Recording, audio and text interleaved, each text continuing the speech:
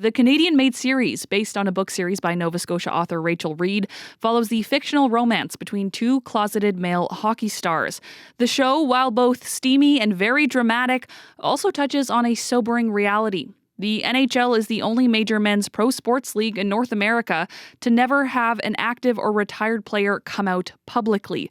Every other league, the NFL, NBA, MLB, MLS, CFL, WNBA, NWLS, and the PWHL has had at least two.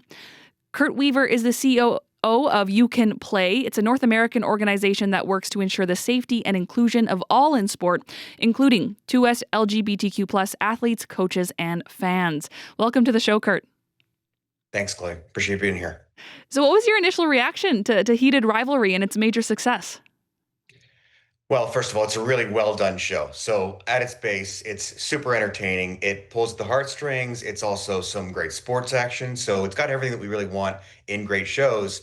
And then, of course, sort of a new theme to hockey in this era, which is two out players playing in the NHL. And it's something that, yet, like you mentioned, not yet to happen, but certainly something that I think has interested a whole lot of people.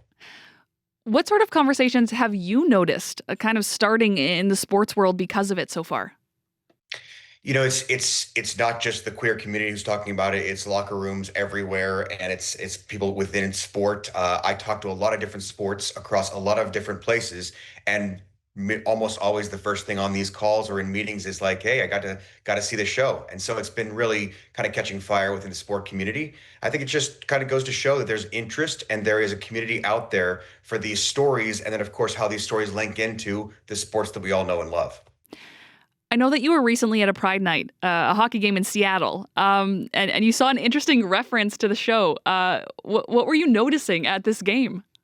Oh yeah, my favorite new sign at NHL games is "I'm here because of two gay guys on a show on HBO," and I think that's just goes to show that there's a community out there that wants to be actively welcomed into hockey, and when welcomed, will come. And I think that's really the theme with any community and with any sport. When you specifically go out and I can see myself in this sport, I can feel like I could belong here. I'm going to come and I'm going to enjoy it. We all know hockey's an amazing sport. We love it. Those of us who are passionate about it absolutely will share about it, but it's up to us to also then bring in new communities to the game. And I think, Heated Rivalry has just shown that this does work, which is kind of the work that we do every day with hockey and other sports as well.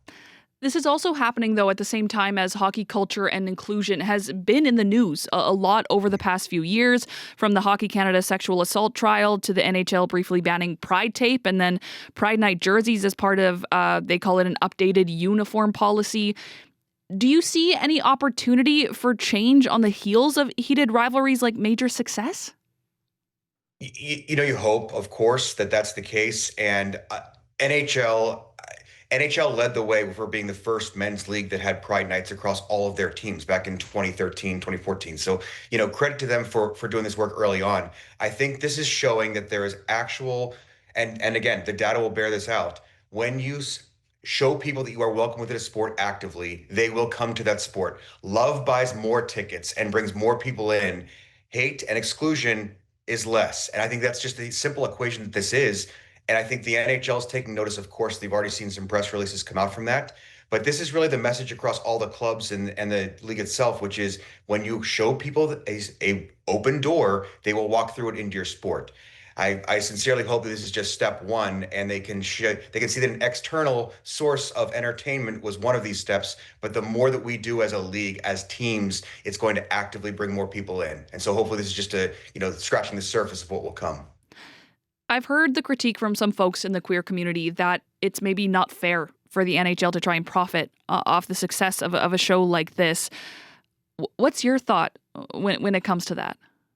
Yeah, I get that, and I understand certainly how they feel that way. We've been doing this work since 2011, 2012, so it's been a long, hard road, frankly, in order to then convince sports and organizations that specific work to then outreach to community is going to then bring those folks into sport and make them feel welcome, give them a place within sports. So it's not an easy work to do. Every day there's things that are setting us back. More recently, we've seen policy, we've seen legislation, we've seen things that have really been working against us in this world. But I do think that anything we can do to keep convincing clubs, teams, leagues, and not just at that elite professional level, it's also about our local community down the street. that's where somebody's either going to show up at second grade and feel welcome or not. And so that's really where the work needs to get done more than anywhere else. But absolutely, I hope this is the message and the many more messages yet to come, that as soon as you show people a place where they belong in sport, they will come and they will be with you, and they will be fans, and they will hopefully be season ticket buyers, and they will buy the jerseys, and they will show up and hopefully play themselves. And so I think this is just the very first step, hopefully, on many more stories to come like this, because it's shown the popularity of how this can be something that we all harness onto, not just the queer community. This is for anybody who's a hockey fan or a fan of love. In an interview recently on SiriusXM, Hudson Williams, who plays Shane Hollander, he said that he's heard from closeted professional athletes as a result of this show. What does that tell you? It can't be surprising to anybody, but by numbers, of course, there are individuals that are in the NHL, that have been in the NHL at all sports, that are part of the 2S LGBTQ plus community. I think that we, as a goal for our organization, is not more out athletes at the pro men's level. It's more the opportunity that they can be themselves. If that means being out, great. If that means, just keeping to themselves, but they can actually just thrive with their coaches and their team and share their life with them. That's really our goal, is that you can be yourself in whatever way that manifests. So it's not necessarily the numbers that we want to see, out there and speaking their truth, but absolutely the opportunity to be yourself.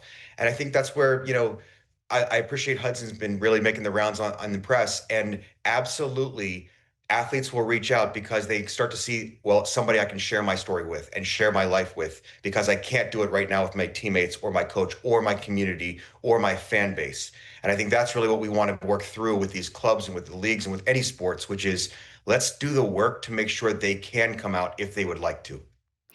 What do you hope is the lasting result of all this excitement and all the eyes that are on Heated Rivalry? We may have a player that comes out at some point at the NHL level, but truly the lasting result we want to see is that, again, that child shows up to hockey and is welcomed for who they are.